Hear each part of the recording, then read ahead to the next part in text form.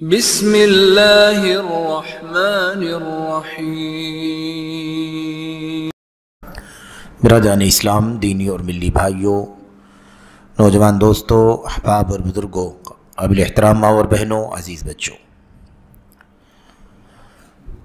سلفی منہج کی حقیقت کے عنوان سے جو سلسلہ درس کا اللہ تبارک و تعالیٰ کے فضل و کرم سے، اس کی توفیق سے ہماری اس مسجد میں جاری ہے، اس سلسلے کا جو اس وقت موضوع ہمارے اور آپ کے سامنے ہے وہ سلفی دعوت کے اصولوں میں سے دوسرے اصول سے متعلق ہے، اور وہ ہے سلفی دعوت میں یہ چیز شامل ہے کہ ہر طرح کی بدعات کی تردید کی جاتی ہے۔ سلفی دعوت کے اصولوں میں سے سلفی منہج کے حقیقت کے ضمن میں ایک بہت بنیادی اصول یہ ہے کہ اس میں بدعات، خواہ اس کا تعلق عقیدے سے ہو، اس کا تعلق عبادات سے ہو، خواہ اس کا تعلق دیگر اعمال سے ہو، بدعات کی تردید، اس کی مذمت اور اس کے خاتمے کا خصوصی اہتمام ہوتا ہے سلفی دعوت کے اندر، تاکہ اللہ کے دین کے اندر باہر کی کوئی چیز داخل نہ ہونے پائے۔ اللہ تبارک و تعالیٰ کا دین کھرا، صاف ستھرا، شفاف، ملاوٹوں سے پورے طور پر پاک رہے، اس لیے سلفی دعوت کے اصولوں میں سے ایک اصول یہ ہے۔ ہم نے آپ نے رد بدعات یا بدعات کی مذمت کے سلسلے میں کئی ایک باتیں اس سے پہلے الحمدللہ اس کتاب میں پڑھی ہیں۔ آخری بات جو آپ کے سامنے پچھلے حلقے میں پیش کی گئی تھی، اس میں یہ بات آئی تھی کہ علامہ البانی رحمۃ اللہ علیہ نے اپنی کئی کتابوں کے اندر الحمدللہ مستقل طور پر بھی کتابیں لکھ کر کے اور صحیح بہت ساری کتابوں کی ضمن میں انہوں نے جہاں سنت کی نشر و اشاعت کے لیے بھرپور کوششیں کی ہیں، اسی طرح سے انہوں نے بدعات کی تردید اور اس کی مذمت کا بھی بہت بڑا کام الحمدللہ کیا ہے۔ اور اس حوالے سے کچھ کتابوں کے نام شیخ البانی رحمۃ اللہ علیہ کے آپ کے سامنے لیے گئے تھے، جس میں مستقل طور پر انہوں نے بعض بدعات کی تردید فرمائی ہے، اور بعض کتابوں کے نام لیے گئے تھے جن میں شیخ البانی رحمۃ اللہ علیہ نے بدعات کی مذمت بہت ساری جگہوں پر کی ہے۔ پھر اس کے بعد آخر میں جو بات آپ کے سامنے آئی تھی وہ یہ تھی کہ اس سلسلے میں شیخ البانی رحمۃ اللہ علیہ کا ایک خاص امتیاز یہ بھی ہے کہ انہوں نے بدعات کی پہچان کیسے ہوگی اس سلسلے میں چند قواعد کا بھی ذکر فرمایا ہے۔ اپنی کتابوں میں بدعات کی پہچان کیسے ہوگی، ظاہر سی بات ہے کہ بدعات کو پہچاننا، بدعات کو جاننا یہ سب سے بنیادی کام ہے، ورنہ انسان سنت کو بدعت سمجھ لے، بدعت کو سنت سمجھ لے، اور جب ایک چیز کی حقیقت فی نفسی حقیقت ہی کو نہیں جانے گا تو کہاں سے اس کے اچھے ہونے برے ہونے کا حکم لگانے کی اسے قدرت ہو پائے گی۔ تو سب سے بنیادی مسئلہ ہے کہ انسان بدعات کی پہچان کیسے کرے گا۔ تو چند قواعد، چند اصول جنہیں علامہ البانی رحمۃ اللہ علیہ نے اپنی کتابوں میں لکھا ہے، سرسری طور پر اس کا ذکر آپ کے سامنے آیا تھا۔ ساتھ ہی اس بات کا بھی آپ سے وعدہ کیا گیا تھا کہ الحمدللہ امت کے علماء نے قدیم دور سے، قرن اول سے لے کر آج تک الحمدللہ اپنی کتابوں میں اس کا خصوصی اہتمام کیا ہے۔ سنت کی عظمت، اس کے نشر و اشاعت، اس کی ضرورت، اس کی فضیلت، اور ایسے ہی بدعات کی مذمت، اس کی حقیقت، اس کی تردید، تفنید وغیرہ۔ اسی سلسلے میں انہوں نے بدعات کی پہچان کے کئی ایک قواعد بھی اپنی کتابوں میں لکھے ہیں، لیکن یہ قواعد پچھلی کتابوں کے اندر، اسلاف کی کتابوں کے اندر بہت تفصیل سے موجود ہیں۔ جس طرح سے آج ہم جدید دور میں کسی بھی چیز کو point wise, 1 number, 2 number, 3 number, 4 point, 5 point, 8 point, اس طرح سے جو ہم بالکل الگ الگ کر کے بہت ہی آسان کر کے اسے پڑھنا چاہتے ہیں اور پڑھتے ہیں، اس طرح سے تو آپ کو نہیں ملے گا اسلاف کی کتابوں کے اندر، لیکن الحمدللہ وہ سارا مضمون بہت تفصیل کے ساتھ، بہت سارے دلائل کے ساتھ الحمدللہ آپ کو بھرپور شکل میں ملے گا۔ تو ماضی کے ہمارے امت کے علماء نے، اسلاف نے یہ بڑا عظیم الشان کارنامہ انجام دیا ہے، اور پھر انہی کتابوں کی مدد سے، انہی کتابوں سے استفادہ کر کے اس وقت معاصرین، یعنی اس وقت کے اس دور کے علماء اہل حدیث نے، علماء منہج سلف نے الحمدللہ اس مسئلے کو بہت ہی وضاحت کے ساتھ پوائنٹ وائز کر دیا ہے۔ تو یہ بات آپ کے سامنے آئی تھی کہ ہمارے سامنے جو بہت ساری کتابیں ہیں اس سلسلے میں جو بدعات کی پہچان کرا سکیں اور جس سے ہمیں بدعات کی پہچان ہمیں ہو سکے، اس سلسلے کی ایک کتاب ہے قواعد معرفت البدع، قواعد معرفت البدع، یعنی بدعات کی پہچان کے قواعد کیا ہے، قاعدہ کیا، کیسے، کون سا رول ہے، کون سی علامت ہے جس سے آپ کو معلوم پڑے گا کہ یہ بدعت۔ اس سلسلے میں مدینہ طیبہ کی جو عالمی یونیورسٹی ہے جامعہ اسلامیہ کے نام سے، اس کے پروفیسر شیخ محمد بن حسین الجیزانی حافظہ اللہ بحیات ہے الحمدللہ، ابھی جامعہ اسلامیہ مدینہ طیبہ میں مدرس ہیں، پروفیسر ہیں، اور فقہ اور اصول فقہ پر بہت ہی گہری نظر رکھنے والے علماء میں سے ایک ہیں۔ ان کی ایک مستقل کتاب ہے، ایک مستقل ہے نا، جس میں یہی موضوع زیر بحث ہے، قواعد معرفت البدع، بدعات کی پہچان کے قواعد۔ الحمدللہ یہ کتاب صوبائی جمعیت اہل حدیث ممبئی سے اردو ترجمے کے ساتھ شائع ہو چکی ہے، اور کتاب دفتر سے جب بھی کوئی حاصل کرنا چاہے حاصل کر سکتا ہے۔ اس موضوع پر یعنی بدعات کی پہچان کی کیا قواعد ہیں، اپنے موضوع پر اردو زبان میں سمجھتا ہوں اتنا زیادہ سلیس اور آسان کتاب جو شیخ نے لکھی ہے، اردو زبان میں اس کا ترجمہ ہو کر کے جو ہمارے سامنے آیا ہے، یہ ہم سب کے لیے بہت زیادہ مفید ہے۔ تو ہمیں چاہیے کہ ہم اس کتاب کا مطالعہ کریں۔ کتاب میں تفصیلات ہیں بہت ساری، میں انشاءاللہ تبارک و تعالی کون سے قواعد ہیں، کتنے قواعد ہیں اور کون سے قواعد ہیں، میں انشاءاللہ تبارک و تعالی اس سلسلے کی کچھ باتیں آپ کے سامنے ذکر کروں گا۔ ایسے تو یہ کل 23 قواعد ہیں، 23 قاعدے ہیں جس سے ہم بدعات کی پہچان کر سکتے ہیں۔ آج کے درس میں جتنی باتیں ممکن ہو سکیں گی وہ آپ کے سامنے ذکر کی جائیں گی۔ قاعدہ کیا ہے، قاعدہ کا معنی کیا ہے، اور پھر اس کے بعد اس کی مثال، تاکہ یہ بات ہمیں اچھی طرح سے سمجھ میں آ سکے۔ تو پہلی بات انشاءاللہ تبارک و تعالی ہمیں جو آپ کے سامنے رکھنی ہے وہ یہی ہے کہ بدعات کے قواعد کی بدعات کی پہچان کے قواعد کیا ہیں۔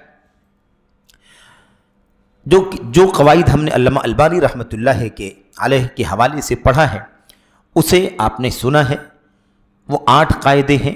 ہم اس درس میں مستقل طور پر بدعات کی پہچان کے قواعد کا ذکر کرنے جا رہے ہیں، اس سے قطع نظر کہ ان قواعد میں وہ قواعد آ چکے ہیں یا نہیں آئے ہیں، یعنی ہم اس پر گفتگو نہیں کریں گے کہ یہ قاعدہ وہاں آ چکا ہے یا نہیں آ چکا ہے۔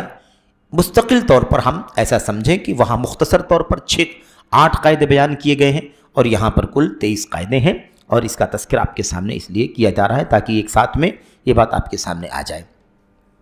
سب سے پہلی بات، پہلا قاعدہ بدعات کی پہچان کا یہ ہے کہ ہر وہ عبادت جو کسی ایسی حدیث کی بنیاد پر کی جا رہی ہو جو حدیث نبی کریم صلی اللہ علیہ وسلم پر جھوٹ گھڑی گئی ہو، نبی کریم صلی اللہ علیہ وسلم پر گھڑی ہوئی، بنائی ہوئی، فیبریکیٹ کی ہوئی کوئی حدیث ہو اور اس کی بنیاد پر کوئی عبادت ثابت ہو رہی ہو اور اس عبادت کو لوگ کر رہے ہوں، تو آپ سمجھ لیں کہ یہ بدعت ہے۔ تو عبادت کا کسی جھوٹی حدیث کے اندر پایا جانا یہ ایک پہچان ہے کہ وہ بدعت ہے، اور یہ بہت بنیادی مسئلہ ہے۔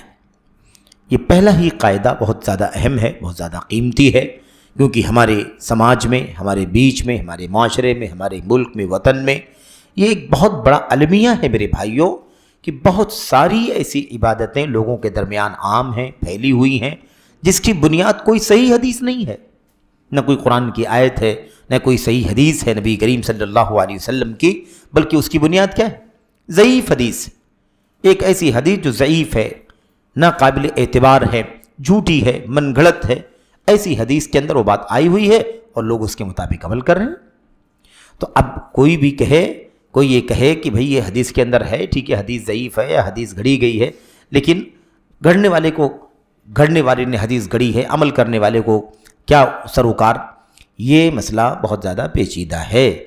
عبادت کے مسئلے میں یہ پہلا قاعدہ بہت ہی زیادہ اہم ہے، سنگین ہے۔ اب آپ دیکھیں مثال کے طور پر قرآن کریم کی سورتوں کی مثالیں، جو شیخ نے مثال دی ہے پہلے وہ مثال ہم دیکھ لیں۔ بہت ساری مثالیں ہیں، ایک دو مثالیں نہیں ہیں، ہر قاعدے میں بہت ساری مثالیں آپ کے سامنے آ سکتی ہیں۔ شیخ کہتے ہیں مثال کے طور پر وہ حدیثیں جو حدیثیں جھوٹی ہیں، موضوع ہیں، اور وہ حدیثیں قرآن کریم کی سورتوں کے فضائل سے متعلق ہیں، قرآن کریم کی سورتوں کے فضائل سے متعلق۔ مثال کے طور پر سب سے زیادہ مشہور جو سورت ہے سورہ یاسین، سورہ یاسین کی فضیلت کے سلسلے میں جو حدیثیں بیان کی جاتی ہیں، ان حدیثوں کی بنیاد پر لوگ باقاعدہ بڑے اہتمام کے ساتھ سورہ یاسین کی تلاوت کرتے ہیں۔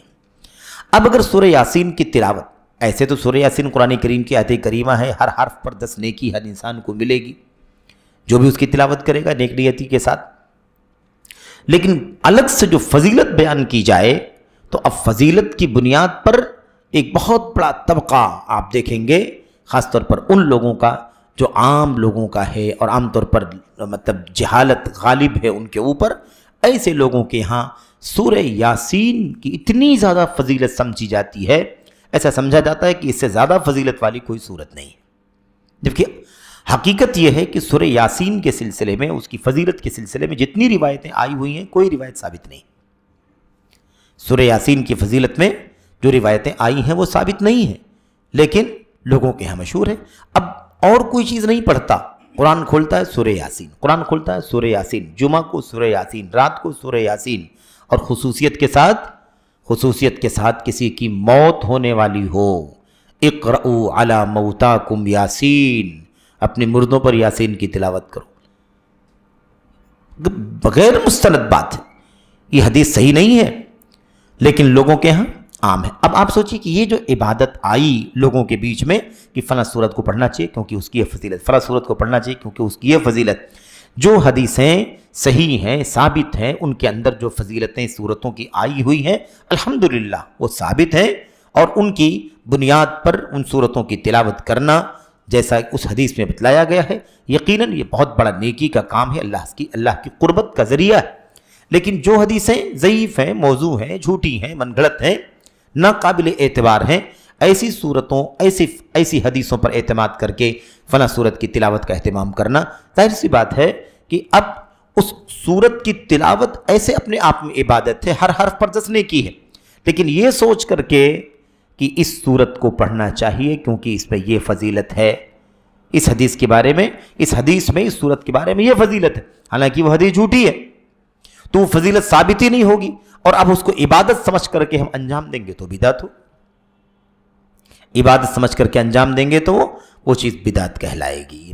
ایسے ہی مثال کے طور پر صلاۃ الرغائب ہے، صلاۃ الرغائب جس کو بہت اہتمام کے ساتھ 2 مہینوں میں پڑھا جاتا ہے، ایک ہے رجب کا مہینہ، دوسرا ہے شعبان کا مہینہ۔ رجب کے مہینے میں بھی صلاۃ الرغائب کے نام سے ایک نماز پوری گھڑ لی گئی ہے، اور ایسے ہی شعبان کے مہینے میں بھی ایک نماز گھڑ لی گئی ہے جس کو صلاۃ الرغائب کے نام سے جانا جاتا ہے۔ شعبان کے مہینے کے اندر اس نماز کو صلاۃ الالفیہ بھی کہا جاتا ہے، صلاۃ الالفیہ یعنی ہزاری نماز، ہزار، الف کے معنی ہزار کے ہوتے ہیں، صلاۃ الفیہ یعنی 1000 واری نماز۔ 1000 واری نماز کیوں کہا گیا؟ کیونکہ وہ نماز 100 رکعت پر بیان کی جاتی ہے۔ حضرت علی کے حوالے سے روایت بیان کی جاتی ہے کہ اللہ کے نبی نے فرمایا کہ 100 رکعت پڑھو، اور آپ نے فرمایا کہ ہر رکعت کے اندر سورۃ الفاتحہ 1 بار پڑھو اور قل هو اللہ احد 10 مرتبہ پڑھو۔ تو اب 100 رکعت اور ہر رکعت میں سورۃ الاخلاص کتنی مرتبہ؟ 10 مرتبہ۔ تو اگر 100 کو 10 میں ضرب دیں گے تو 1000 بنے گا کہ نہیں بنے گا؟ اس اعتبار سے اس کا نام کیا پڑ گیا؟ اس کا نام پڑ گیا صلاۃ الالفیہ۔ اب سوال یہ پیدا ہوتا ہے کہ یہ عبادت ہے، عبادت لوگ کر رہے ہیں پوری رات جاگ کر کے اور بڑی محنت کر کے، بھائی 100 رکعت نماز، دن بھر میں فرض نمازیں کتنی ہیں؟ کل ملا کر کے 17، 2 رکعت ظہر فجر 2 رکعت، ظہر 4 رکعت، عصر 4 رکعت، مغرب 3 رکعت، عشاء 4 رکعت، کل کتنی رکعتیں ہو گئی؟ 17 رکعتیں۔ اب 17 رکعتیں ہیں یہ، اگر 100 رکعتیں ایک ساتھ میں آدمی کو پڑھنا پڑے تو کتنے دن کے برابر ہو جائیں گی وہ نماز؟ مطلب آپ سوچیں کہ پورے ہفتے کی نماز تو ایک ہی دن ہے کہ نہیں؟ اتنی مشقت کی چیز ہے۔ اور یہی نہیں، اس کے اندر اور بہت ساری شرطیں، بہت سارے طور طریقے، بہت ساری صفات بیان کیے گئے، ایسے ایسے ہونا چاہیے۔ بہرحال اسے مجھے بیان نہیں کرنا ہے، کیونکہ وہ روایت کیا ہے؟ وہ روایت موضوع ہے، جھوٹی ہے، اس کی بنیاد پر باقاعدہ ایک نماز پڑھی جا رہی ہے۔ تو اب یہ نماز ایک ایسی روایت، ایک ایسی حدیث کی بنیاد پر یہ نماز پڑھی جا رہی ہے جو حدیث کیا ہے؟ موضوع ہے، جھوٹی ہے، من گھڑت ہے۔ تو ایک من گھڑت حدیث کی بنیاد پر کوئی عبادت اگر ثابت ہو رہی ہے، یعنی اس کے اندر اس کا ذکر آ رہا ہے تو، اور اس پر لوگ عمل کر رہے ہیں، تو اسے کیا کہا جائے گا؟ بدعت کہا جائے گا۔ تو کوئی بھی عبادت کسی موضوع حدیث کی بنیاد پر اگر کی جا رہی ہے تو وہ بدعت ہے۔ یہ بطور مثال آپ کے سامنے ایک بات آ گئی۔ اچھا، اب دوسری مثال، دوسرا قاعدہ۔ دوسرا قاعدہ کیا ہے؟ دوسرا قاعدہ یہ ہے کہ ہر وہ عبادت، سرسری ہی پڑھیں گے، بہت زیادہ ڈیٹیل میں نہیں جائیں گے، کیونکہ ہم صرف چونکہ سلفی دعوت کے اصولوں میں سے ایک اصول ہے رد بدعت، یا ایسے ہی بدعت کی مذمت، اور اس ضمن میں علامہ البانی رحمۃ اللہ علیہ نے 8 قاعدے بیان کیے ہیں۔ تو بس تکمیل کے طور پر کہ اس سلسلے میں قواعد کی بات آ گئی ہے تو کم سے کم ہم 23 قاعدوں کو گنا لیں، تاکہ سرسری طور پر ہمیں پتہ چل جائے کہ وہ 23 قاعدے کون سے ہیں جس کی بنیاد پر بدعت کو ہم پہچان سکتے ہیں۔ دوسرا قاعدہ یہ ہے کہ ہر وہ عبادت جو کسی رائے، کسی عقل، کسی لاجک اور دانشوری پر ڈیپینڈ ہو، یا کسی کی اپنی چاہت اور اپنی خواہش کی بنیاد پر کی جا رہی ہو، تو وہ بدعت ہے۔ اب نہ قرآن کی آیت ہے، نہ وہ اللہ کے نبی علیہ السلام کی حدیث ہے، نہ کوئی اور صحابہ کرام کا کوئی صحیح اثر ہے جس کے اندر عقل کی کوئی گنجائش نہ ہو، ایسا کوئی بھی مرجع، کوئی اس طرح کا سورس موجود نہیں ہے۔ بس وہ عبادت کیوں کی جا رہی ہے؟ اس لیے کی جا رہی ہے کہ فلاں شخص کی رائے ہے، فلاں شخص کی رائے ہے، یا مثال کے طور پر فلاں شخص کی چاہت اور خواہش کے مطابق کرنا چاہیے، اس لیے وہ کیا ہے؟ عبادت ہے۔ تو اس لیے اس عبادت کو کرنا چاہیے، تو اس کو کیا کہیں گے؟ اس کو بدعت کہیں گے۔ کیوں؟ اس لیے کہ اس عبادت کی کوئی دلیل قرآن سنت کے اندر نہیں ہے، بلکہ اس کی بنیاد کیا ہے؟ فلاں کی سوچ، فلاں کی لاجک، فلاں کی فکر، فلاں کی خواہش، ہوا، یہ ہے۔ جیسے مثال کے طور پر، جیسے بعض، یعنی کوئی عالم کسی چیز کو کہے کہ یہ نیک کام ہے، کوئی عالم کسی چیز کے بارے میں کہے کہ یہ کیا ہے؟ نیک کام ہے۔ یا مثال کے طور پر کوئی عبادت گزار آدمی کہے، کچھ عبادت گزار لوگ ہوں، اللہ والے، اللہ کے اولیاء صالحین، اور وہ کہیں کہ فلاں کام عبادت ہے، یا وہ کرتے ہوں فلاں فلاں کام، اس لیے ہم دیکھیں تو کہیں یہ لوگ کر رہے ہیں، اس لیے کیا ہے؟ اس لیے عبادت کا کام ہے۔ یا ایسے ہی مثال کے طور پر بعض ملکوں میں، بعض شہروں میں، بعض علاقوں میں کچھ ایسے عادات اور طور طریقے چلتے ہیں، اس کی بنیاد پر کوئی وہ کام کرنا شروع کر دے تو وہ کیا ہے؟ وہ بدعت ہے۔ ایسے ہی مثال کے طور پر کچھ قصے، کہانیاں، حکایات، یا ایسے ہی خواب، منامات، اس طرح کی چیزوں کی بنیاد پر کوئی عبادت کی جا رہی ہو، تو عبادت کی بنیاد نہ قرآن ہے، نہ سنت ہے، نہ صحابہ کرام کی حدیثیں ہیں، بلکہ کیا ہے اس کی بنیاد؟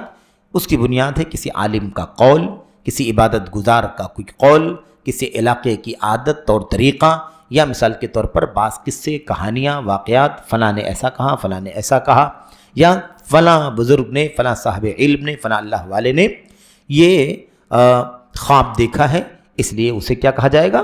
اسے عبادت سمجھ لیا جائے گا۔ ایسا کوئی کہتا ہے تو یہ سمجھ لو کہ یہ بدعت ہے۔ مثال کے طور پر صوفیہ حضرات بہت سارے احکام کو ثابت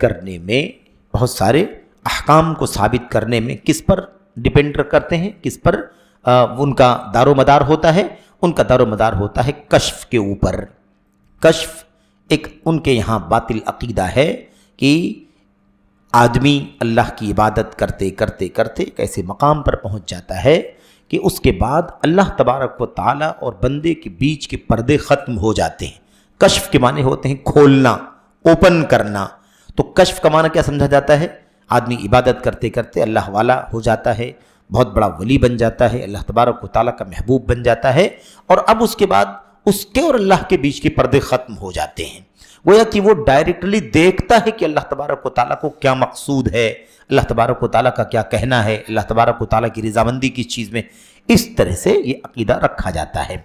اچھا، ایسے ہی خرق عادت کا مطلب یہ ہوتا ہے کہ معمول کے خلاف کوئی چیز ہو، معمول کے خلاف کوئی چیز ہو۔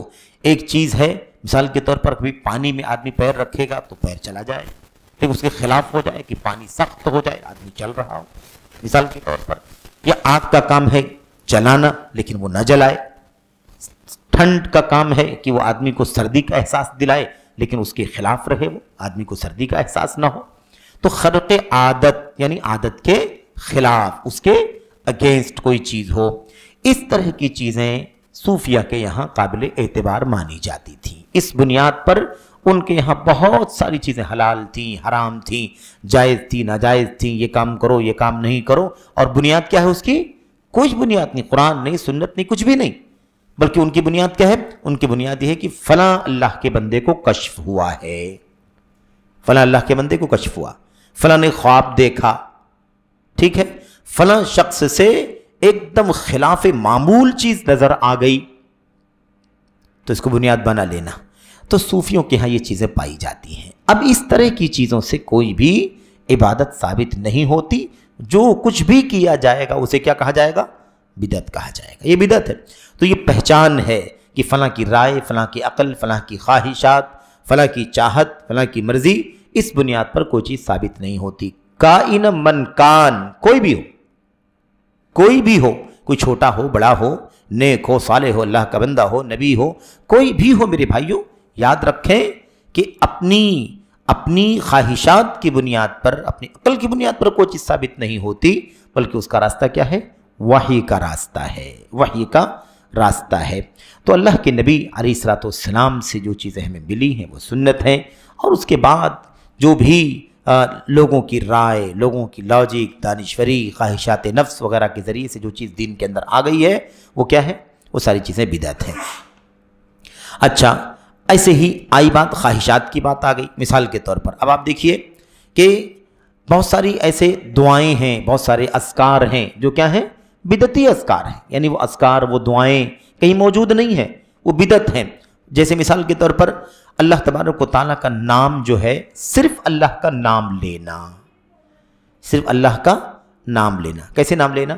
اللہ کہنا، اللہ کہنا، اللہ اللہ اللہ اللہ، صرف اللہ کا نام لینا۔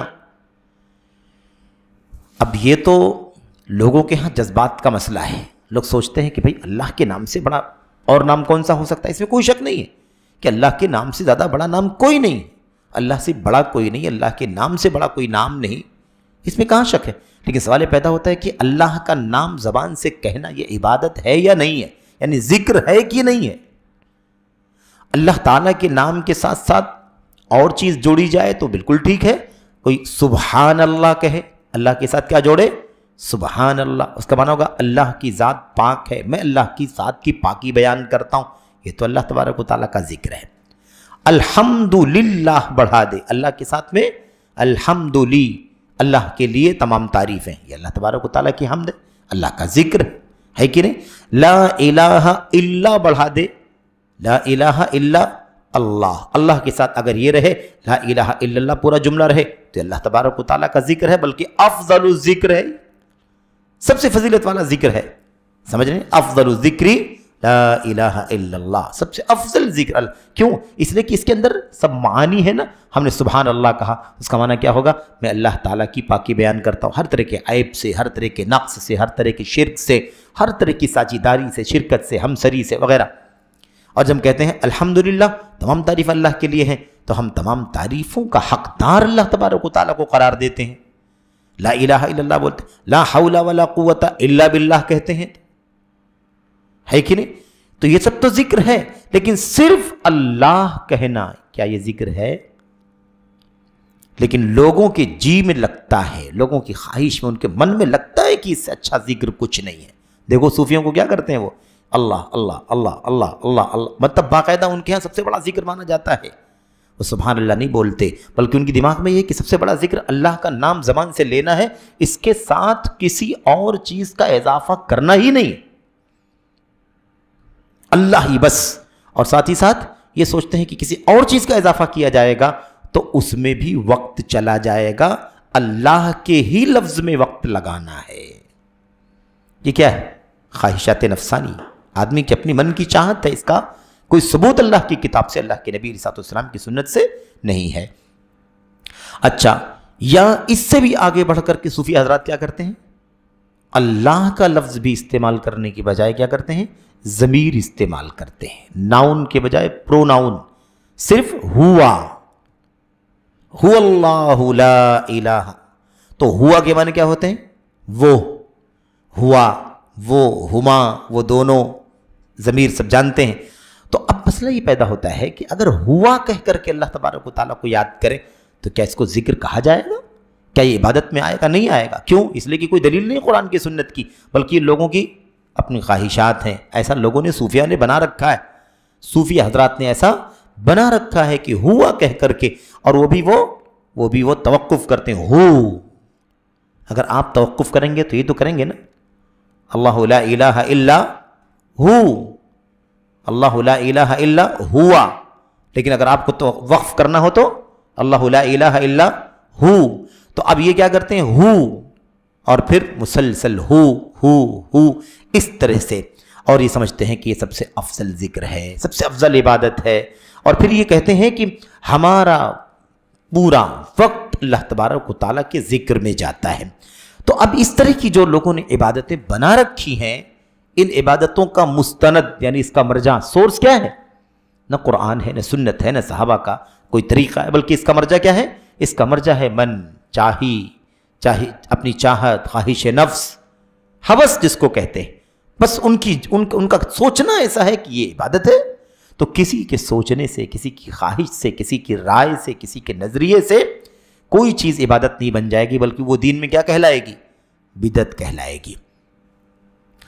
اچھا، یہاں پر ایک بات کا ذکر آپ کے سامنے کر دینا مناسب ہے، وہ یہ ہے تاکہ شبہ نہ ہو، اس نقطے پر ایک کنفیوژن پیدا ہو سکتی ہے۔ اللہ کے نبی علیہ السلام کی ایک حدیث ہے، آپ علیہ السلام نے اس کے اندر اس بات کا ذکر کیا ہے کہ قیامت کا قیام کب تک نہیں ہوگا۔ آپ نے کیا فرمایا؟ لا تقوم الساعة حتى لا يقال في الارض اللہ، اس وقت تک قیامت قائم نہیں ہوگی جب تک کہ دنیا میں روئے زمین پر اللہ نہ کہا جائے، یعنی جب تک اللہ کہا جاتا رہے گا تب تک قیامت قائم نہیں ہوگی۔ قیامت کب قائم ہوگی؟ جب دنیا کی حالت یہ ہو جائے روئے زمین کی کہ اللہ بھی نہ کہا جائے، اللہ بھی نہ کہا جائے۔ اب کسی کے ذہن میں شبہ آ سکتا ہے کہ اس حدیث میں تو اللہ کے نبی نے اللہ ہی کا لفظ استعمال کیا، اللہ کے نبی نے کیا استعمال کیا؟ اللہ، حتی لا یقال فی الارض اللہ، اللہ کے نبی نے فرمایا قیامت اس وقت تک قائم نہیں ہوگی جب تک ایسی حالت نہ ہو جائے روئے زمین کی کہ روئے زمین پر اللہ اللہ بھی نہ کہا جائے۔ تو یہاں تو اللہ کے نبی نے اللہ کہا ہے، صرف اللہ کہا ہے، نہ اس میں سبحانہ ہے، نہ اس میں الحمد ہے، نہ اس میں لا الہ ہے، تو پھر ہم کیوں کہہ رہے ہیں کہ اللہ کا صرف لفظ اللہ بولنا بدعت ہے؟ آئی بات سمجھ میں؟ یہ اعتراض ہے۔ یہ کیا ہے؟ اعتراض۔ حدیث صحیح ہے، اس حدیث کی بنیاد پر یہ اعتراض کسی کے ذہن میں آ سکتا ہے۔ تو اس کا جواب کیا ہے؟ اس کا جواب یہ ہے کہ اللہ کے نبی علیہ السلام کی ایک حدیث دوسری حدیث کو کلیئر کرتی ہے۔ یہاں ذہن میں آ گیا کہ اللہ کا لفظ استعمال کیا نبی کریم صلی اللہ علیہ وسلم نے۔ دوسری حدیث میں اسی بات کو بیان کرنے کے لیے اللہ کے نبی علیہ السلام نے کیا فرمایا؟ اس وقت تک قیامت قائم نہیں ہوگی جب تک دنیا میں کوئی ایسا باقی نہ بچے جو لا الہ الا اللہ کہے۔ بات سمجھ میں آ گئی؟ اب یہ دوسری حدیث اس حدیث کو واضح کرتی ہے کہ اس میں جو اللہ کے نبی نے فرمایا کہ قیامت قائم نہیں ہوگی جب تک اللہ اللہ کہنے والا کوئی رہے گا، ٹھیک ہے؟ تو اس کا معنی کیا ہے اللہ کے نبی کی حدیث میں؟ اس کا معنی یہ ہے کہ جب تک اس روئے زمین پر اللہ کی توحید قائم رہے گی تب تک دنیا کا فنا نہیں ہوگی۔ آگی بات سمجھ میں؟ تو یہ شبہ کبھی ایک ڈاؤٹ ذہن کے اندر آ سکتا ہے، اس لیے اس کا ازالہ کرنا مناسب سمجھا گیا۔ ایسے ہی اور بھی بہت ساری چیزیں اس مثال میں اس ضمن میں بطور مثال آپ کے سامنے آ سکتی ہیں، لیکن ہمارا مقصد ہے بالکل اختصار کے ساتھ آگے بڑھنا۔ یہ دو قاعدے ہو گئے۔ اس کے بعد تیسرا قاعدہ جو ہمارے سامنے ہے وہ قاعدہ بھی بڑا اہم ہے۔ تیسرا قاعدہ کیا ہے؟ نبی کریم صلی اللہ علیہ وسلم اگر کسی عبادت کو کرنا چھوڑ دیں، یعنی اللہ کے نبی علیہ السلام نے کسی چیز کو چھوڑا ہو نہ کیا ہو، کسی عبادت کو چھوڑا ہو نہ کیا ہو، جبکہ اس عبادت کی وجہ اور اس کا سبب رہا ہو، اس عبادت کی وجہ اور اس کا سبب رہا ہو، لیکن اس کے باوجود نبی کریم صلی اللہ علیہ وسلم نے اس عبادت کو نہ کیا ہو، ٹھیک ہے؟ تو ایسی عبادت کرنا کیا کہلائے گا؟ بدعت کہلائے گا۔ اور یہ سمجھ لو کہ اس کو کیا کہیں گے ہم؟ یہ علامت ہے اس کی کہ عبادت ہے کوئی، اس عبادت کی وجہ اور اس کی صورتحال موجود ہے، اس کے باوجود نبی کریم صلی اللہ علیہ وسلم نے وہ عبادت نہیں کی، ٹھیک ہے؟ کوئی ایسی چیز بھی نہیں تھی جو اس عبادت کو کرنے سے رکاوٹ بنتی رہی ہو، تو نہ تو اس عبادت کی رکاوٹ کی کوئی وجہ تھی بلکہ اس عبادت کے کرنے کی وجہ موجود تھی، لیکن پھر بھی نبی کریم صلی اللہ علیہ وسلم نے عبادت نہیں کی، تو یہ اس بات کی علامت ہے، اس بات کی علامت ہے کہ وہ بدعت ہے، اس بات کی پہچان ہے کہ وہ کیا ہے؟ بدعت ہے۔ اب کوئی آدمی کرے تو بدعت کہلائے گا وہ، ٹھیک ہے؟ مثال کے طور پر نماز میں داخل ہوتے وقت زبان سے نیت کے الفاظ ادا کرنا۔ بھی نماز تو پڑھی جاتی تھی اللہ کے نبی کے زمانے میں، اللہ کے نبی نے نماز پڑھی، نماز کا اسٹارٹ کیا، نماز کا آغاز ہوا، یعنی اللہ اکبر بولنے سے پہلے پہلے وہ وقت آیا کہ نہیں آیا؟ جب زبان سے جب نیت کا ٹائم آتا ہے، نیت دل کے اندر رہتی ہے کہ نہیں رہتی ہے؟ اور اسی پر پھر آدمی عمل کرتا ہے تو وہ عمل ہوتا ہے، نیت ارادہ تھا اور یہ عمل ہے۔ تو اب ظاہر سی بات ہے جتنی نمازیں اللہ کے نبی علیہ السلام نے پڑھی ہیں، تمام نمازوں کے وقت کیا تقاضا موجود تھا کہ نہیں موجود تھا کہ اللہ کے نبی نماز شروع کرنے سے پہلے اس کو زبان سے بولیں؟ زبان سے بولنے کا وقت آیا، لیکن پھر بھی اللہ کے نبی علیہ السلام نے زبان سے نیت کے الفاظ ادا نہیں کیے۔ آپ نے کبھی نہیں کہا کہ میں نیت کرتا ہوں 4 رکعت کی ظہر کی نماز، عشاء کی نماز میں نیت کرتا ہوں 2 رکعت، فجر کی نماز میں نیت کرتا ہوں 2 رکعت، مثال کے طور پر قیام اللیل کی میں نیت کرتا ہوں، اس کے علاوہ نماز جنازہ وغیرہ کسی چیز کی عبادت کے، کسی بھی عبادت کسی بھی نماز کے لیے اللہ کے نبی صلی اللہ علیہ وسلم نے زبان سے الفاظ نیت کے نہیں ادا کیے، جبکہ اس کا ٹائم آیا کہ نہیں آیا؟ اس کا ٹائم آیا، اس کا تقاضا آیا۔ اگر وہ چیز ہوتی تو اللہ کے نبی کرتے کہ نہیں کرتے؟ لیکن تقاضا بھی آیا اور کوئی چیز رکاوٹ کی بھی نہیں تھی کہ ہاں بھائی کرتے اللہ کے نبی، لیکن یہ رکاوٹ آ گئی اس لیے آپ نے نہیں کیا ہوگا، یہ رکاوٹ آ گئی اس لیے آپ نے نہیں کیا۔ کوئی رکاوٹ بھی نہیں۔ کبھی کوئی رکاوٹ رہی ہو تو کیا ہر دم رہے گی پوری زندگی بھر؟ تو اللہ کے نبی علیہ السلام نے کبھی زبان سے الفاظ نیت کے نہیں ادا کیے۔ ایسے مثال کے طور پر 5 وقت کی نماز کے لیے اذان ہوتی ہے کہ نہیں ہوتی؟ 5 وقت کے لیے اذان ہوتی، لیکن کیا 5 وقتہ نماز کے علاوہ کسی نماز کے لیے اذان ہے شریعت میں؟ نہیں ہے۔ قیام اللیل کے لیے اذان ہے، تراویح تہجد کے لیے کوئی اذان ہوتی ہے؟ اذان اعلان کے لیے الگ ہوتی ہے، نماز کے لیے اذان نہیں ہوتی۔ جنازے کی نماز کوئی اذان ہوتی ہے؟ اور بھی کوئی نماز مثال کے طور پر 5 وقتہ نمازوں کے علاوہ نبی کریم صلی اللہ علیہ وسلم نے نماز کے لیے اذان کی سنت مشروع نہیں فرمائی۔ اب ظاہر سی بات ہے کہ انفارم کرنے کے لیے ہے کہ نہیں؟ اذان کا معنی کیا ہے؟ اطلاع دینا۔ اذان کی معنی ہے اعلام بدخول وقت الصلاۃ۔ اذان کے معنی کیا ہوتے ہیں؟ الاعلام بدخول وقت الصلاۃ، یعنی اذان نام ہے، نماز کا وقت سٹارٹ ہو چکا ہے، اس کا اعلان، اس کی خبر، اس کی اطلاع دینا، یہ ہے اذان۔ تو اذان کے معنی انفارمیشن، اعلان، اطلاع کے ہی ہوتے ہیں عربی زبان میں، اور اصطلاحی شریعت کے اندر نماز کے وقت کے داخل ہونے کا اعلان۔ تو اب سوال پیدا ہوتا ہے کہ جیسے 5 وقت کی نماز کا وقت ہو گیا ہے، اس کا اعلان کرنے کے لیے اللہ کے نبی نے اذان بتلائی کہ اذان ہونی چاہیے، ایسے اور بھی نمازوں کے ٹائم ہو جانے کا اعلان کرنے کا تقاضا تھا کہ نہیں تھا؟ نماز کے لیے جیسے ظہر کے لیے اعلان کرنا ہے کہ ٹائم ہو گیا، عصر کے لیے، مغرب، عشاء، فجر کے لیے کہ نماز کا ٹائم ہو چکا ہے، ایسے اور بھی نمازوں کے لیے بھی تو یہ تقاضا ہے کہ نہیں ہے کہ اذان ہونی چاہیے؟ عید کی نماز کے لیے کوئی اذان ہوتی ہے کبھی کہ فلاں ٹائم بھئی اذان، اب یہ اذان ہو رہی ہے، لوگوں عید کی نماز کا ٹائم شروع ہو چکا ہے، اب 10 منٹ 15 منٹ کے اندر کیا ہوگی؟ عید کی نماز پڑھی جائے گی، عید الفطر کی پڑھی جائے گی، عید الاضحیٰ کی پڑھی جائے گی۔ ظاہر تقاضا ہے کہ نہیں ہے؟ تقاضا ہے، کیونکہ یقیناً لوگوں کو انفارمیشن دینی چاہیے کہ نماز کا ٹائم ہو چکا ہے، لیکن اس تقاضے کے باوجود اور کوئی رکاوٹ بھی نہیں ہے، اس کے باوجود اللہ کے نبی نے کیا عیدین کے لیے اذان بتلائی؟ نہیں بتلائی۔ تو اسے کیا کہا جائے گا؟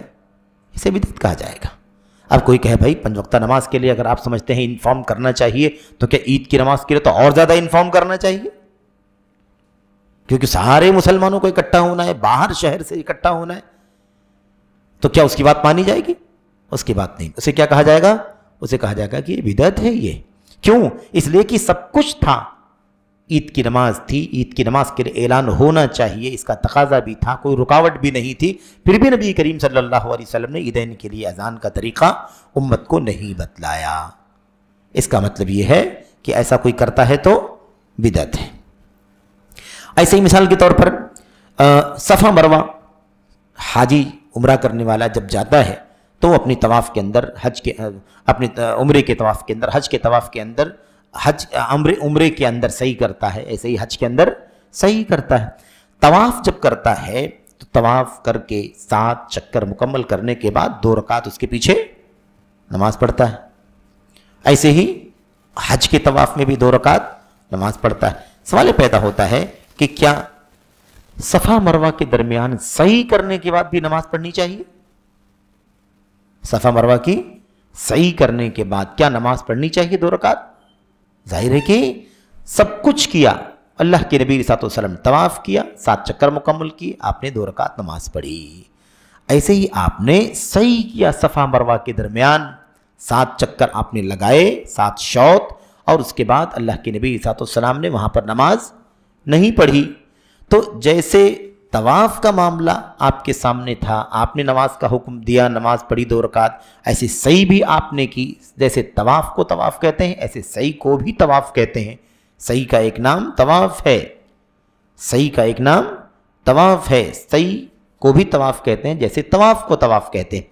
لیکن اللہ کے نبی صلی اللہ علیہ وسلم نے صحیح کرنے کے بعد نماز نہیں پڑھی۔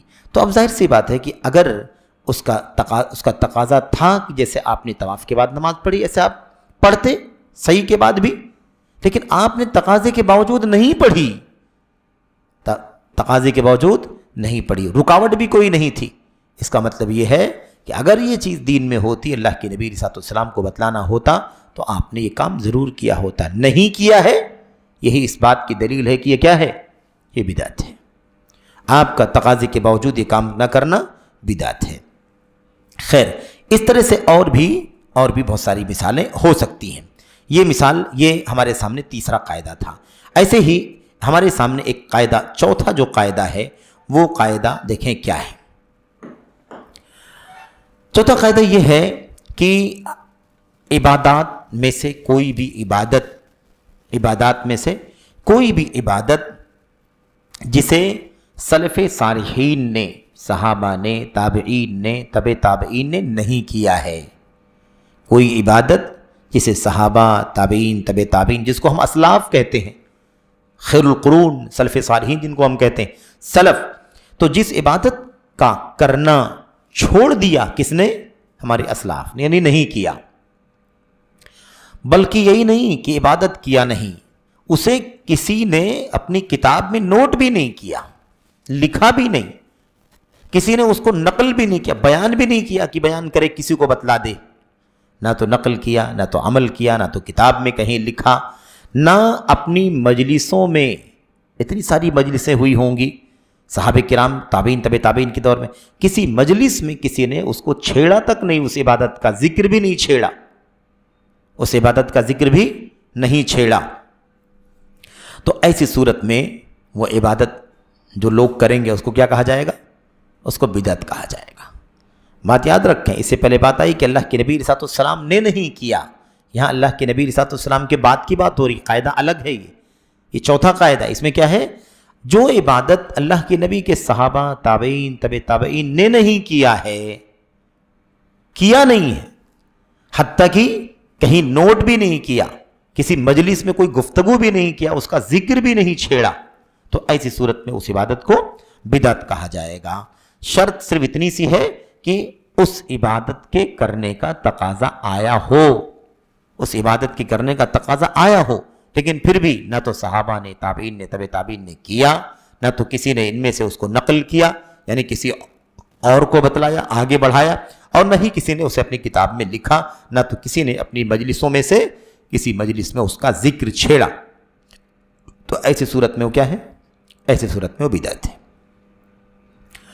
اس سلسلے میں ہمارے سامنے وہ مثال جو اس سے پہلے گزر چکی ہے، ایک مثال تو وہی ہے جو مثال ہے جس کو ہم کہتے ہیں صلاۃ الرغائب کی مثال، صلاۃ الرغائب ہے نا، اور جس کو صلاۃ الالفیہ کا نام دیا گیا، رجب میں اور شعبان میں پڑھی جانے والی نماز، جس کی رکعت کسی نے کہا 12 رکعت ہے، کسی نے کہا 14 رکعت ہے، کسی نے کہا 100 رکعت ہے، پھر اس کی کیفیت الگ ہے، پھر اس کو مکمل کرنے کے بعد الگ سے دعائیں بیان کی گئی ہیں کہ لمبی دعا پڑھنی چاہیے۔ یہ ہے ایک مثال، تو یہ بھئی اللہ کے نبی صلی اللہ علیہ وسلم سے تو آئی نہیں ہے یہ حدیث، یہ بات اللہ کے نبی صلی اللہ علیہ وسلم سے موجود نہیں ہے۔ اچھا، حدیث جو بیان کی گئی ہے وہ جھوٹی ہے، حدیث جو بیان کی گئی وہ کیا ہے؟ وہ جھوٹی ہے، یعنی اللہ کے نبی سے بھی ثابت نہیں ہے۔ لیکن ٹھیک ہے، اللہ کے نبی سے ثابت نہیں ہے، کیا اللہ کے نبی کے صحابہ نے وہ کام کیا ہے؟ کیا تابعین نے کیا ہے؟ کیا تبع تابعین نے کیا ہے؟ کیا کسی نے ان میں سے اپنی مجلس میں اس کا ذکر چھیڑا ہے؟ کیا کسی نے ان میں سے اس کو کسی سے بیان کیا ہے؟ کیا مثال کے طور پر کسی نے اسے اپنی کتاب میں اسے نوٹ کیا ہے، لکھا ہے؟ ہمیں کچھ بھی نہیں مل رہا ہے۔ تو جب ہمیں کچھ بھی نہیں مل رہا ہے تو کس بنیاد پر اس کو ہم دین اور سنت کا حصہ سمجھیں گے؟ اس کا حکم کیا لگے گا؟ اس کے اوپر حکم لگے گا کہ یہ کیا ہے؟ بدعت ہے۔ اس پر حکم لگے گا کہ یہ بدعت ہے۔ ایک دوسری مثال یہ ہے کہ مثال کے طور پر اسلامی جنگیں ہیں، اسلام کی تاریخ کے بہت سارے نمایاں واقعات ہیں، ان واقعات کی مناسبت پر جشن منانا۔ مثال کے طور پر ایک بہت زندہ واقعہ ہے، نبی کریم صلی اللہ علیہ وسلم کی زندگی کا اسراء اور معراج کا واقعہ ہے، اللہ کے نبی صلی اللہ علیہ وسلم کی زندگی کا ایک دوسرا بڑا واقعہ ہے، معراج کے بعد ہی ہجرت مدینہ، مکہ سے ہجرت کر کے اللہ کے نبی مدینہ تشریف لائے۔ کتنا زندگی کی انسانی تاریخ کا اللہ کے نبی صلی اللہ علیہ وسلم کی زندگی کا بہت ہی نمایاں واقعہ۔ میرے بھائیوں، تو علامہ احسان اللہ ظہیر رحمۃ اللہ علیہ نے کبھی اپنی تقریر میں کہا تھا کہ اللہ کے نبی علیہ السلام کی زندگی کے 2 تاریخی سفر ہیں، ایک زمینی سفر ہے بڑا تاریخی، عبرتوں سے بھرا ہوا، اور ایک آسمانی سفر ہے جو بہت ساری عبرتوں سے، نصیحتوں سے بھرا ہوا ہے۔ تو زمینی سفر ہجرت کا سفر ہے، اور آسمانی سفر مسجد حرام سے بیت المقدس، اور بیت المقدس کے بعد سے 7 آسمانوں کی سیر کر کے واپس آنا۔ یہ دونوں سفر اللہ کے نبی صلی اللہ علیہ وسلم کی زندگی کے بڑے ہی قیمتی ہیں، بہت ساری عبرتوں سے، نصیحتوں سے بھرے پڑے ہیں۔ تو آپ سوچئے کہ اس طرح کے جو واقعات ہیں، ان واقعات اسلامی تاریخ کے، یا ایسے ہی جنگیں ہیں، جنگ بدر کے دن کو، جنگ احد کے دن کو، جنگ خندق کے دن کو مثال کے طور پر، یا فتح مکہ کے دن کو، کتنا بڑا معاملہ ہے بھائی اسلامی تاریخ کا۔ مکہ جہاں سے نبی کریم صلی اللہ علیہ وسلم کو اور آپ کے صحابہ کرام کو ظلم و ستم کی چکی میں پیسنے کے نتیجے میں نکلنے کی نوبت آ گئی، اللہ تبارک و تعالیٰ نے ہجرت کا حکم دے دیا۔ اللہ تعالیٰ نے ہجرت کرنے کے بعد 8 سال صرف گزرے تھے۔ کتنے سال؟ صرف 8 سال۔ جہاں سے نکالا گیا، یا جہاں سے نکلنے اور ہجرت کرنے کی نوبت آ گئی، اور اللہ کے نبی صلی اللہ علیہ وسلم نے فرمایا تھا نا، خانہ کعبہ کو مخاطب کر کے، مرحبا، آپ نے فرمایا تھا مسجد حرام کی طرف خانہ کعبہ کی طرف اشارہ کر کے آپ نے فرمایا تھا مرحبا بکی من بیت ما اعظمک وما اعظم حرمتک، واقعی تو بہت عظمت اور حرمت والا گھر ہے. ولولا انی ما اخرجت منکی ما خرجت، مکہ اگر مجھے تجھ سے تیرے اندر سے نکلنے پر مجبور نہ کیا گیا ہوتا تو میں مکہ تجھے چھوڑ کر کے نہ جاتا. نبی کریم صلی اللہ علیہ وسلم آپ سوچئے ہجرت کر کے تشریف لے گئے اور پھر مدینہ طیبہ میں 8 سال گزرے. 8 سال کی قلیل مدت میں اللہ نے مکے کو فتح کروا دیا اور اللہ کے نبی 10,000 صحابہ کرام کی فوج کو لے کر کے فاتحانہ مکہ میں داخل ہوئے. بڑے بڑے سردار آپ جانتے ہیں جن کے ذکر سے لوگ کانپ اٹھتے تھے، ایسے لوگ نبی کریم صلی اللہ علیہ وسلم کے سامنے میری بھائیوں بالکل دبک دبک کر کے ایک دم خائف اور ہراساں تھے. اللہ کی نبی علیہ السلام کی رحم و کرم اور آپ کی شفقت اور مہربانی کے منتظر تھے کہ اگر آپ نے ترس کر کے چھوڑ دیا تو چھوڑ دیا، ورنہ آپ جو سزا دینا چاہیں گے ہمیں دے سکتے ہیں. ٹھیک ہے، اتنا تاریخی واقعہ، لیکن ظاہر بات ہے کہ اس کو منانے یا اس پر جشن کرنے کی کوئی دلیل ہمارے پاس نہیں ہے. اب کوئی چلے فتح مکہ کے موقع پر چلو فلاں تاریخ کو اور ہم جشن مناتے ہیں. تو یہ جو اسلامی تاریخ کے، اسلامی سیرت، اللہ کے نبی کی سیرت کے، اسلامی تاریخ کے بہت ہی زیادہ چیدہ نمایاں واقعات ہیں، جنگیں ہیں، یا مثال کے طور پر اور مناسبتیں ہیں جیسے معراج کا ذکر آیا، ہجرت کا ذکر آیا. اس طرح کی مناسبتوں پر کوئی جشن منائے، خوشی منائے، اس کو عید کے طور پر سیلیبریٹ کرے، ہے نا، تو اس طرح کی چیزیں کیا کہلائیں گی؟ بدعت کہلائیں گی. کیوں؟ اس لیے کہ یہ ساری چیزیں ایسی ہیں جو ہم سے آپ سے پتہ نہیں کتنے پہلے 1400 کتنے سال پہلے کے واقعات ہیں، اور خود صحابہ کرام کے درمیان کے واقعات ہیں، ہے کہ نہیں؟ تابعین کی زندگی میں اس کا ذکر بار بار آیا کہ نہیں آیا؟ تابعین کی زندگی میں اس کا ذکر آیا کہ نہیں آیا؟ لیکن کیا اس طرح کے واقعات پر کیا کبھی خوشی منانا، جشن منانا، یا اسے سیلیبریٹ کرنا، اسے یاد کرنا، یا اسے ایک الگ انداز میں ظاہر کرنے کی کوشش کرنا، کیا ایسی کوئی چیز اللہ کے نبی علیہ السلام کے صحابہ، تابعین، تابعین کے ہاں پائی گئی؟ ظاہر ہے کہ نہیں پائی گئی. حالانکہ تقاضا موجود تھا کہ نہیں موجود تھا؟ آج ہم کو جتنا لگتا ہے کہ ہجرت کا سفر کتنا قیمتی تھا، اللہ کے نبی کے صحابہ کو آپ سوچیں، اندازہ لگائیے کہ ان کی نظر میں کتنا قیمتی سفر رہا ہوگا، جن میں سے ایک بڑی تعداد اللہ کے نبی علیہ السلام کے میرے بھائیوں مکے سے جو مہاجرین تھے، ہجرت کر کے مکہ سے آنے والے، تو ان کو اس کی اہمیت کا اچھی طرح سے اندازہ تھا، لیکن کسی نے اس پر خوشی کا اظہار نہیں کیا. ایسے ہی اور ساری مثالیں آپ جنگ بدر، اسلامی تاریخ کی جو فیصلہ کن جنگیں ہوئی ہیں، اس فہرست کی سب سے پہلی فیصلہ کن جنگ المعرکۃ الفاصلہ، فیصلہ کن جنگ کفار مشرکین اور ایسے ہی نبی کریم صلی اللہ علیہ وسلم اور آپ پر ایمان لانے والے آپ کے اصحاب کے درمیان وہ جنگ ہوئی. کتنی تاریخی جنگ تھی، وہیں سے اسلامی تاریخ کا رخ مڑ گیا. لیکن پھر بھی اللہ کے نبی کے صحابہ، تابعین، تابعین سب کے سامنے واقعہ موجود ہے اتنا زندہ، لیکن کبھی کسی نے اس کو نہیں منایا، نہ تو اپنی مجلس میں اس کا ذکر کیا کہ منانا چاہیے. تو ظاہر سی بات ہے کہ اس کو کیا کہا جائے گا؟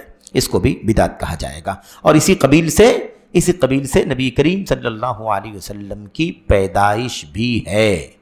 اسی قبیل سے نبی کریم صلی اللہ علیہ وسلم کی پیدائش بھی ہے، جس پر لوگ باقاعدہ جشن مناتے ہیں.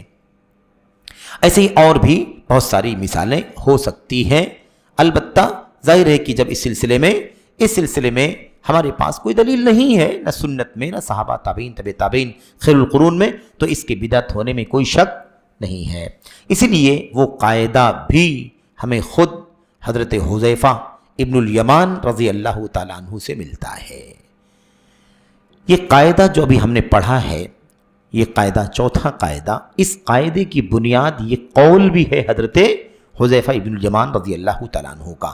انہوں نے بڑی صراحت سے کہا تھا، کل عبادت لم يتعبد بها اصحاب النبی صلی اللہ علیہ وسلم فلا تعبدوا بها فإن الأول لم يدع للآخر مقالا فاتقوا الله يا معشر القراء خذوا طریق من كان قبلكم.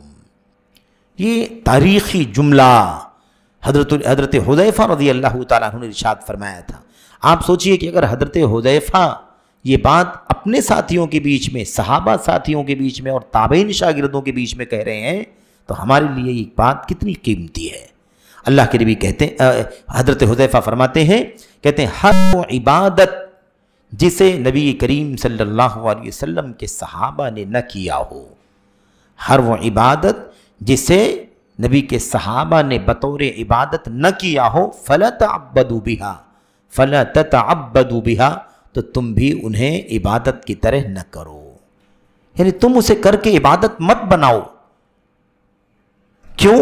فإن الأول لم يدع للآخر مقالا، کیونکہ پہلے والے نے بعد والے کے لیے بات کرنے کی گنجائش ہی نہیں چھوڑی ہے.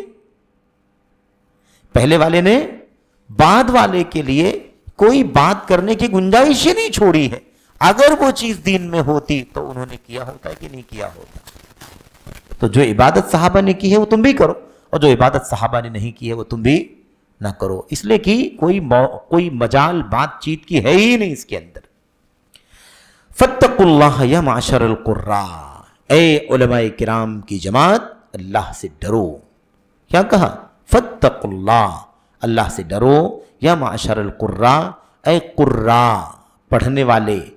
یہ صحابہ کرام تابعین خیر القرون کے زمانے میں قراء علماء کو کہا جاتا تھا، کیونکہ آج کی طرح سے ہمارے یہاں جو طریقہ چل پڑا ہے کہ قرآن کریم کو پڑھ لینے اور تجوید سے، مخارج سے، یعنی اسے یاد کر لینے اور اس کی کیا کہتے ہیں حروف کی ادائیگی کے جو صفات ہوتے ہیں اس تمام چیزوں کو جان کر کے محض پڑھ لینے والوں کو قارئ اور پڑھ لینے والوں کو قراء کہا جاتا ہے. خواہ اس کا معنی انہیں نہ معلوم ہو، اس کا ترجمہ نہ معلوم ہو، اس کی تفسیر نہ معلوم ہو، اس سے کوئی مطلب نہیں کہ اس کا معنی اس کو معلوم ہے کہ نہیں معلوم ہے، بس اسے وہ تجوید، گرامر، قرآن کریم کے حروف کے مخارج جو بھی ہیں اسے ڈھنگ سے ادا کر کے پڑھ لے جائے تو اس کو کیا سمجھتے ہیں؟ اس کو قراء کہتے ہیں. میرے بھائی اس معنی میں جو قاری ہوتا ہے نا، یہ تو ہر مسلمان کو ہونا چاہیے کہ قرآن ڈھنگ سے پڑھ لے، لیکن نہیں، اللہ کے نبی کے صحابہ اور تابعین کے دور میں قراء کا معنی یہ نہیں تھا جو آج سمجھا جاتا ہے. قراء کا معنی یہ تھا کہ قرآن اترا ہے ایک دم تازہ بتازہ، نبی کے صحابہ نے اس کو پایا ہے، اس کو یاد کیا ہے، یعنی اس کے حروف اور الفاظ کو یاد کیا ہے، پھر اس کے بعد اس کے معانی کو، اس کی تفسیر کو، اس پر عمل کو باقاعدہ انجام دیا ہے. اب وہ جانتے ہیں کہ کون سی سورت کی کون سی آیت، وہ یاد بھی ہے، ان کو یہ بھی معلوم ہے کہ یہ آیت کب نازل ہوئی، مکی ہے، مدنی ہے، ناسخ ہے، منسوخ ہے، محکم ہے، متشابہ ہے، یا مطلق ہے، مقید ہے، خاص ہے، عام، کیا ہے، سب جانتے ہیں. اس کے معنی کیا ہے، اس کا مفہوم کیا ہے، اس کی تفسیر کیا ہے، اس کے پیچھے بیک گراؤنڈ کیا ہے، شان نزول کیا ہے، کس واقعے پر یہ آیت کریمہ اتری تھی، کون سا واقعہ پیش آیا تھا تو اللہ نے یہ آیت کریمہ اتار کر کے تنبیہ، سب معلوم. اس پورے علم کا نام کیا ہے؟ قراءہ. اور ایسا علم رکھنے والوں کو صحابہ کرام کے زمانے میں کیا کہا جاتا تھا؟ قراء. یعنی کیا مطلب؟ آج اگر ہم بڑے سے بڑے علماء کو جو ہم جانتے ہیں، سمجھتے ہیں نا، جن کو قرآن، حدیث اور اس کے بعد اس کے احکام، مسائل، حتیٰ کہ اجتہاد، باریکیاں جو رکھنے والے علماء ہیں نا، ان کو جو ہم لقب دیتے ہیں اس لقب کے برابر بلکہ اس سے بڑا لقب ہے یہ جس کو ہم قراء کہتے ہیں. لیکن آج ہمارے ہاں ماحول بدلا ہے. آج قراء کا لفظ ان لوگوں کے لیے استعمال ہوتا ہے جو قرآن کریم کو صرف اور صرف اس کے الفاظ کو پڑھنا جان جائیں. بس یہ لفظ وہاں استعمال ہوتا ہے جو اس کو کیا نام ہے، مخارج اور تجوید کے قواعد کے ساتھ پڑھ لیتے ہوں، ان کو قراء کہا جاتا ہے. اس کا ترجمہ بھی نہیں جانتے، وہ اس کی تفسیر بھی نہیں جانتے، اس کے معنی بھی نہیں جانتے، اس کے مسائل بھی نہیں جانتے، کچھ نہیں جانتے، لیکن ان کو کیا کہا جاتا ہے؟ قاری اور قراء. تو یہ اصطلاحات کا فرق ہے. جب یہ اللہ کے نبی کے صحابہ کرام کے بیچ میں لفظ آئے، تابعین کے بیچ میں لفظ آئے، تو پھر ہمیں جاننا چاہیے کہ قراء کا معنی وہ نہیں ہے جو آج سمجھا جاتا ہے. قراء کا مطلب بڑے بڑے علماء، قرآن، سنت ہے نا، حلال حرام اور دین و شریعت کی ساری معلومات اونچی سے اونچی معلومات رکھنے والے جو ہیں انہیں کو قرا یعنی بڑے بڑے علماء کا نام دیا جاتا تھا۔ اسی لیے اللہ کے نبی علیہ السلام کے صحابہ کرام جب جنگ میں تھے، اور وہ بھی جنگ تبوک میں سن 9 ہجری میں ہونے والی بڑی تاریخی اور معرکۃ الآرا فیصلہ کن جنگ جو ہوئی تھی، جنگ تبوک، اس تبوک میں کی جنگ میں دوران سفر راستے میں وہ بڑا سنگین قسم کا واقعہ پیش آیا تھا، جب کچھ لوگوں نے اللہ کے نبی کے صحابہ کرام پر طنز کرتے ہوئے، استہزاء، مذاق اڑاتے ہوئے کیا کہا تھا؟ ما رأینا مثل قرائنا، ہم نے اپنے ان قاریوں جیسا حریص، لالچی اور میدان جنگ میں بزدلی دکھانے والا، اس طرح سے طنز، ٹھٹھا اور مذاق اڑایا تھا۔ تو کیا کہا تھا؟ ما رأینا مثل قرائنا، اپنے قاریوں کی طرح، جبکہ اس جنگ میں بڑے بڑے صحابہ تھے، علماء صحابہ، اجلہ صحابہ کرام موجود تھے، جو صرف قرآن پڑھنے والے نہیں تھے بلکہ قرآن کے بہت ہی زیادہ اسلامی تاریخ کے سب سے بڑے مفسرین تھے، بڑے محدثین تھے، بڑے بڑے علم فقہ یعنی شریعت کا گہرا علم رکھنے والے، فقہ رکھنے والے وہ صحابہ کرام تھے۔ ان کو کیا مذاق اڑاتے ہوئے کہا تھا؟ ما رأینا مثل قرائنا۔ تو قرا کا لفظ انہوں نے بھی استعمال کو جانتے تھے کہ قرا کا لفظ یہ صرف قرآن پڑھنے والوں کے لیے استعمال نہیں ہوتا، بلکہ یہ لفظ اللہ کے نبی کے صحابہ کے لیے بولا جاتا ہے، جو قرآن، سنت، حلال، حرام، جائز، ناجائز اور عقیدہ، عبادات اور ساری مسائل کا علم رکھنے والے ان کو۔ بہرحال تو کیا کہا؟ فاتقوا اللہ یا معشر القراء، اے قاریوں کی جماعت، یعنی اے جماعت علماء، اے علماء کرام کی جماعت، اللہ تبارک و تعالیٰ سے ڈرو، خذوا طریق من کان قبلکم، اپنے سے پہلے والوں کے راستے پر ہی چلو، اپنے سے پہلے والوں کے راستوں پر ہی چلو۔ تابعین کو کہا جائے گا تو کیا کہا جائے گا؟ اپنے سے پہلے والوں کا راستہ، کیونکہ تابعین کا سلف کون ہے؟ حضرات صحابہ کرام ہیں، ان کے راستے پر چلو۔ خذوا طریقہ، ایک دم اسی راستے کو پکڑ لو جو تم سے پہلے والوں کا راستہ تھا، نبی کریم صلی اللہ علیہ وسلم کے صحابہ کا راستہ۔ تو یہ قاعدہ، جو چوتھا قاعدہ بدعت کا ہم پڑھ رہے ہیں، یہ اس کی جو بہت اساس اور بنیاد ہے وہ حضرت حذیفہ ابن الیمان رضی اللہ تعالیٰ عنہ کا یہ قول ہے، یہ اثر ہے، اور اسی سے جڑا ہوا ایک تابعی کا بھی قول حضرت سعید ابن جبیر رحمت اللہ علیہ کا ہم پڑھ لیں۔ کہتے ہیں ما لم یعرفہ البدریون فلیس من الدین، جس چیز کا علم بدریوں کو نہ ہو وہ چیز دین کا حصہ نہیں بن سکتی۔ بدری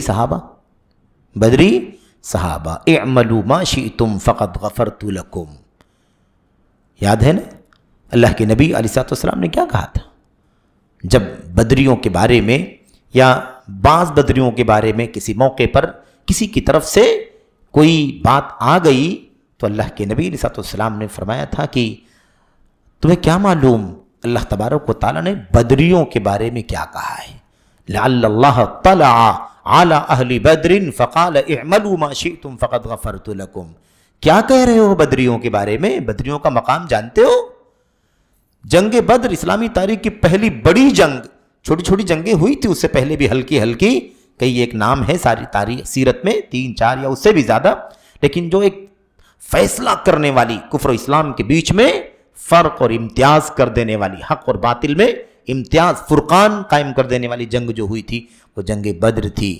اس بدر میں اور واقعہ کتنا سنگین ہوا تھا، اچانک آنن فانن ہو گیا تھا نا معاملہ، کوئی پہلے سے تیاری نہیں تھی، بس ایک قافلے کو روکنے کے لیے، اس کو پکڑنے کے لیے، اس کی تلاش کے لیے اللہ کے نبی نے کہا تھا، اور پھر جھٹ سے مشرکین نے اس کو جنگ کی شکل دے دی۔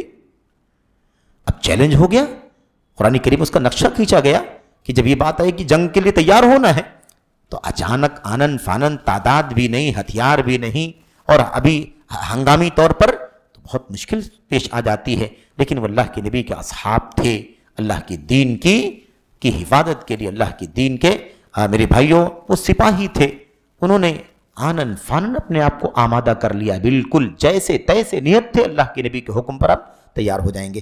تو اس طرح سے اللہ کے نبی علیہ السلام نے فرمایا تمہیں کیا معلوم اللہ تبارک و تعالیٰ نے اہل بدر کی طرف یعنی جنگ بدر میں شریک ہونے والوں کی طرف جھانکا اور ان سے کہا اعملوا ما شئتم فقد غفرت لکم، تمہارا جو جی چاہے کرو میں تمہیں بخش چکا ہوں، تمہارا جو جی چاہے کرو میں تمہاری مغفرت کر چکا ہوں۔